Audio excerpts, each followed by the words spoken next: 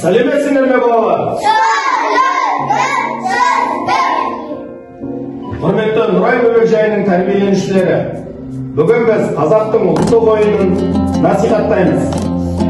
Қазақ ұлттық ойындарын қазір ойнау арқылы бір-бірімізбен жарысамыз. Кімнің күштілі екенін анықталады. Және де болар, қазақ ұлттық ойыны бір-бірімізге деген бірлікке шақырады. Патриоттыққа тәрбиелейді. Қазақ халқының ұлттық салт дәстүрін насихаттайды. Қазақтың ұлттық ойыны бізде өте көп, иә?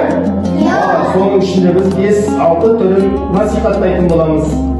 Бірінші, оқтау тартыс ойынын, екінші, арқан тартыс ойынын, үшінші, жаяу тартыс ойынын, төртінші, асық ату ойынын, бесінші, күш сынасу ойынын, алтыншы, біз бірігіп тақия тастау ойынын ойнайтын боламыз.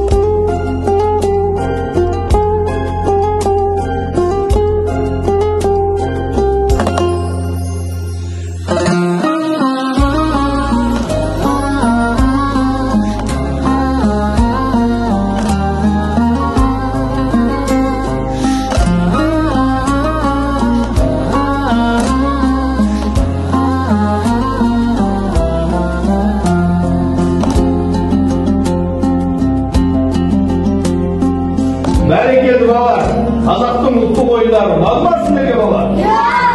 Бәрекелді, бәріңе күшті, мықты екенсіңдер. Өздеріңді қандай мықты, күшті екендеріңді дәлелдедіңдер балалар. Бір-бірлеріңе жанкүйер болуды және күштеріңнің қандай күшті екендеріңді көрсетеміздіңдер. Қазақтың ұлттық ойынын тағы да біз ойнаймыз балалар. Бәрің белсенді, мықты қатысыңдар. Бәрекелді балалар.